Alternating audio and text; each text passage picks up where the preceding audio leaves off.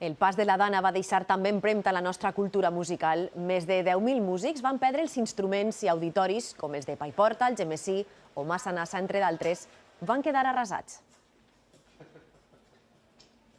La situació dramàtica en què van quedar les més de 20 societats musicals de les zones afectades les va obligar a buscar fons i ajudes per a recuperar infraestructures i instruments.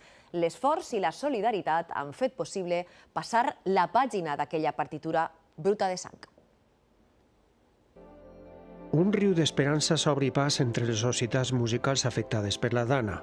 Entra en auditoris que encara conserven les cicatrius de la riuada. Era desolador ver cómo este escenario tenía 1 metro de barro, las butacas que tenían un palmo por arriba de las butacas, todo de barro, todo lo que era el instrumental de percusión, todo tumbado, roto, destrozado, y esto fue terrible, terrible. Per a reconstruir auditoris i recuperar instruments, les més de 20 societats musicals afectades ja compten amb més de 800.000 euros recaptats a través de la federació.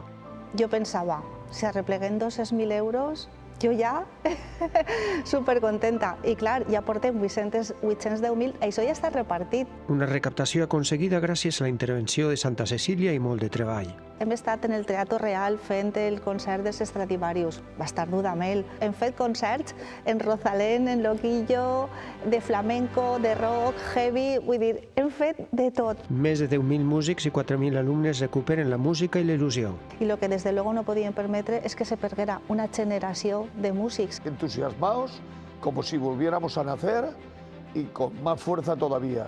Unes ajudes que continuen arribant i que de nou es repartiran fins a recuperar el nostre valuós patrimoni musical.